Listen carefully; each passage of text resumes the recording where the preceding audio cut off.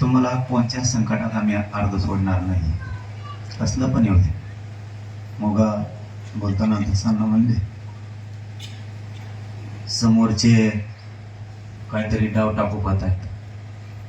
अण्णा समोरचे म्हणायचंच नाही, सरळ नाव घ्यायचं. डाव टाकतोय फक्त दाणे. आमच्या भावाला जर, आमच्या संतोष भैयाला जर आणि त्या कुटुंबाला जर तुम्ही न्याय मिळवून देणार नसाल तर तो कितीही मोठा नेता असू दे, फक्त आरोपी सुटायसाठी प्रयत्न करतोय. मुंडक्यावर जर पाय दिला नाही तर मराठीचा अवलाद आम्ही सांगणार नाही, तेवढं लक्षात ठेवा. मी पडद्याच्या आडून बोलत नाही कधी. जे आहे ते रोखठोक बोलावं. आता समोरचे म्हणायचे दिवसच आणणार नाही राहिले. आपला माणूसच जर गेला, त्यांना मोजायचं तरी किती दिवस. तुमच्यावर मी काल काहीतरी आरोप झाला, म्हणजे हे सुरू राहणार आहे काय मला ते माहित नाही, पण तिथला तो विषय इथं नाहीये. परंतु जर सरळ सरळ म्हणलं जातं, आरोपीची मला आठवण येते. कितीही राक्षस असला, पूर्वीच्या देवदेवतांच्या युद्धात राक्षस असायचे, पण राक्षस सुद्धा नियतीला धरून असायचे असं मला वाटतं. कोणतेही नियम तोडून कधी युद्ध झालं नाही. देवाच्या काळात सुद्धा सूर्य जर मावळला तर युद्ध थांबलं जायचं. म्हणजे राक्षस सुद्धा नियम पाळायचा. ही पैदासच नेमकी कोणाची राक्षसाची सुद्धा नसावी, ही वेगळीच कोणाची तरी असावी. एखाद्याचं घर जर उजाडलं, एखाद्याच्या घरावरती एवढं मोठं संकट आलं, तरी जर तुम्ही त्या भाषेत बोलत असताल तर आम्ही सुद्धा मराठी एवढी कमजोर आणि कच्चे नाहीये. फक्त आम्ही संयमाने घेतोय, त्याचा गैरफायदा तू घेऊ नको. आणि तू जर इथून पुढे काही अशा काड्या केल्या, आणि तुम्ही नावं सांगत जा धनंजय भैया, तुम्हाला कोणाची धमकी आली, नुसतं ते मीडियातून येत आहे आम्हाला ऐका, नाव घेत जा. तुम्हाला जर फोनवर धमकी आली, आता इथून पुढे आम्ही नीट करायची तयारी ठेवायला लागलो, आणि त्याच्याशिवाय जगणारच नाही आपण सुद्धा. संतोष भैयाला खरा न्याय द्यायचा असला, त्यांच्या लेकरा बाळाला न्याय द्यायचा असला, तर आपल्याला सुद्धा आता जसं तसं वागावंच लागणार. गप बसावं किती दिवस. तुम्ही इथले सगळे उठा आणि आमच्या तोंडात चपला हाना, आम्ही जर चुकत असलो तर. गप बसावं किती दिवस. जर आमच्या मूर्तीच पडायला लागले तर गप तरी किती दिवस बसायचं. याच्यापेक्षा काय क्रूर हत्या व्हायला पाहिजे.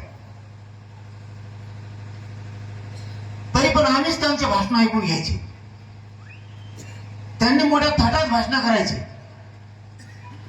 एक खून झालाय, देशमुखांचं कुटुंब सगळं उन्हात उघड्यावर पडलंय, तो आनंदाने भाषण करणार. तुला आठवण कुणाची यावा, कुणाची नाही यावा, एका क्रूर हत्याराची तुला आठवण यायला लागली म्हणजे तू सुद्धा क्रूराच. याचा अर्थ तू सिद्ध केलं की तुम्ही दोघं एक आहेत. म्हणून मी वारंवार सांगतो, याला सहारोपी करा. फडणवीस साहेब, तुम्हाला वातावरण बिघडू द्यायचं नसेल, अजितदादा तर वयालाच गेलेला माणूस झाल्यावर. मी काही तर पक्षावर टीका करायला नाही आलो. इतकं नालायक बोलणाऱ्या माणसाला सुद्धा अजितदादा जवळ करते.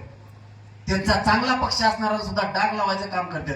आमच्या संतोष भैयाला जर न्याय मिळणार नसला तर आम्ही अजितदादा कोल्हा आणि तिकडे फडणवीस कोल्हा. आम्हाला अण्णा तुमच्या माध्यमातून सांगतो, आम्हाला ह्या धर्तीवर पाय ठेवलं का आमच्या रक्तात होती आग. कारण आमच्या येतो तो खून लक्षात. तुम्ही फडणवीस साहेबाला सांगा, आणखी नवी मराठ्यांनी संयम सोडलेला नाही. मी आणखीनही पायरी फडणवीसची चढलो नाही. संतोष भैयाच्या न्यायासाठी तुम्ही म्हणत असले तर मी यायला तयार आहे. एकदा सांगू, संतोष भैया देशमुखांचे सगळे आरोपी ते फरार आहेत, ते सुद्धा आणि धन्या सुद्धा सहआरोपी करा म्हणून मी सुद्धा सांगायला येतो. मी संतोष भैयासाठी कुठेही यायला तयार आहे. मी माझ्या स्वार्थासाठी कधीच राजकीय पक्षाची पायरी चढणार. माझं या राज्यातल्या सगळ्या मराठा समाजाला आव्हान आहे, देशमुख कुटुंबाला आपण उघडं पडू द्यायचं नाही. आपल्याला जी किंमत मोजायची वेळ ती मोजवा.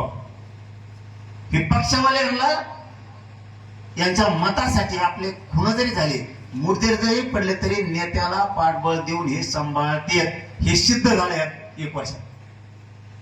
त्यामुळे आपण आपले शाने होऊ, आपण आपला न्याय देऊ. पुन्हा मी धनंजय भाईला सांगतो, तुम्ही कधीही तुम्हाला एकटं समजू नका. आम्ही सगळ्या मस्साजोकरांच्या पाठीशी देशमुख कुटुंब असत. तुम्हाला दुःख, ते 6 कोटी मराठ्यांना दुःख हे मनात धरून चला, कुठल्याही दिवशी आवाज द्या. त्यांची जी तयारी असत